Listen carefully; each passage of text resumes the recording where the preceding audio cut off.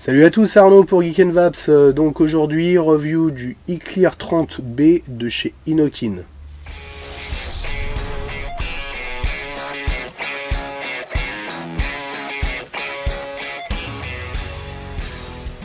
Alors donc, l'iClear 30B de chez Inokin est un BDCC, donc un Bottom Double Coil Changeable. Donc, vapeur froide, pour une fois. On change là chez Inokin, ça nous change du 30 et du 30S qui eux sont en vapeur chaude, double coil aussi. Donc ils aiment beaucoup les double coil. Là ils se mettent un peu à la page par rapport à tout ce qui sort en ce moment, à savoir le ProTank 3, l'Aspire, BDCC, bien sûr. Celui-ci on en parle beaucoup. Il devrait bientôt arriver d'ailleurs en test. Donc moi j'aime beaucoup les Clearo de chez Inokin, à part leur drip tip, mais bon, on verra qu'ils ont fait comme pour le 30S, on peut le changer. Il n'est pas encore sorti, celui-ci m'a été envoyé par Seb de Seb et les Vapes, merci à toi. Il en avait reçu plusieurs, il sait que j'aime bien ces Clearo, il m'a dit, bon bah vas-y, tu veux tester, je t'en envoie un. Donc c'est cool. Moi, ce que je vous propose maintenant, c'est de regarder ça en gros plan, de voir un peu toutes les pièces, et puis après on voit comment ça vape. Donc voici notre iClear 30B dans sa boîte. Donc toujours, alors là c'est nouveau, un petit scratch pour vérifier l'authenticité de notre Clearo. Là, ils en mettent partout. iClear 30B. Et boîte plastique, toujours similaire aux autres Clearo de la marque, à savoir le 30S et le 30. On ouvre la boîte et on a juste ça, il n'y a rien en dessous. Hop, et voici notre Clearo. Donc hop, on peut retirer ce petit capuchon qui sert à rien. Donc voici le look du bestiau. Alors niveau look, je suis pas ultra fan. J'aime énormément le 30S, mais alors ce 30B, je sais pas pourquoi ils ont mis ces traits noirs. Les premières photos que j'avais vues, je pensais que c'était des joints apparents. Pas du tout, pas du tout. En fait, c'est des pièces métal, comme ça, avec une peinture noire qui, comme ça a déjà été dit, dans le temps tiendra certainement pas. Donc je sais pas, est-ce qu'ils ont fait des pièces comme ça plates et puis ils se sont dit bon bah zut, ça fait un peu vide, on va rajouter des traits noirs, je sais pas, mais bon. Le drip tip, donc drip tip toujours hop, toujours rotatif, qu'on visse sur notre système. Ils ont repris le principe et ça c'est très bien. Hop, on va en prendre un. Voilà, ils ont pris le principe du 30S, c'est à dire qu'on va pouvoir mettre le drip tip qu'on veut, ou à peu près, à part certains modèles. Donc toujours avec une sorte de décochement, vous voyez, au niveau du pas de vis interne, il est plus large et on a la taille d'un drip tip 510. Ça c'est cool, ils ont gardé ce système et c'est très très bien. Ensuite on va le dévisser. Donc là, particularité donc de ce 30B, on l'a dit, c'est un bottom coil. Fini les résistances en haut. On va dévisser le top cap. Donc on peut dévisser les deux parties. On a notre tank en PMMA classique. Alors ce qu'il faut savoir sur ce tank, particularité, c'est au niveau des indications qui sont notées sur le système, qui sont différentes.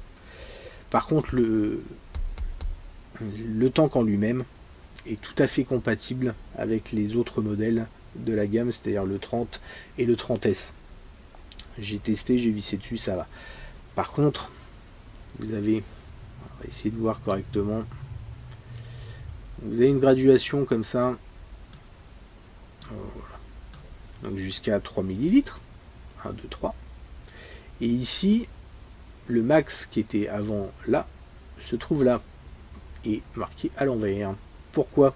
Bah, tout simplement, parce que si je revisse mon top cap, bah, pour remplir, vous faites comment? Bah, vous mettez à l'envers. Et du coup, il vous donne votre max. Alors bon, on sait qu'il ne faut pas dépasser le déborder du tube interne. Mais bon voilà, ils ont mis un petit max là, alors qui on le voit correspond à peu près à la hauteur. Toc. Donc tout bête. Ici, donc le bottom avec donc connectique 510, arrivée de l'airflow ici et là, et vous voyez avec donc 2 encoches comme ça pour l'arrivée d'air, pour assurer une bonne arrivée à tout ça. Résistance, hop, qu'on va pouvoir dévisser et bien sûr interchanger. Donc là on a un gros morceau. Donc toujours du dual coil, mais ce coup-ci en bottom. Avec, vous voyez, les mèches, toc et toc en croix. Donc là on est sur du 2.1 ohm. On peut voir à l'intérieur d'ailleurs. On voit un peu les coils. Voilà, j'essaierai de démonter ça. Ça a l'air d'être un peu plus compliqué à ouvrir. Je vais étudier ça et voir si s'il y a moyen de faire quelque chose, s'il y a moyen de reconstruire ou pas. Ça risque d'être un peu compliqué. Donc de toute façon vous avez donc des résistances de rechange. Hop, on vient visser ça dans notre bottom cap. Voilà. Non, c'est pas très centré ça, hein. Mais bon. Et puis on va mettre un peu de liquide. Qu'est-ce qu'on va mettre? Faire un petit test là sur la poire. La poire Williams. D'abord il y a tout. Donc pour le remplissage, hein, on va venir couler comme ça. Je m'appuie un peu fort là. Niveau confiance, hein, bah il y a de quoi faire. On peut en mettre 3 ml. Par contre, bah c'est pas trop. On va voir pourquoi tout à l'heure. Toc. Voilà, je suis en dessous du max, hein. On vient visser le bottom cap. Voilà. Le drip tip. Soyons fous. Et voilà. Toc. Et ben on est prêt à vaper. Donc on va repasser en plan large et puis on va voir justement comment ça vape. Donc de retour avec notre Eclair 30B avec un peu de poire Williams. Là je suis sur une résistance de 2.1. Je suis monté à 4.8 volts. Et on voit tout de suite ce que ça donne.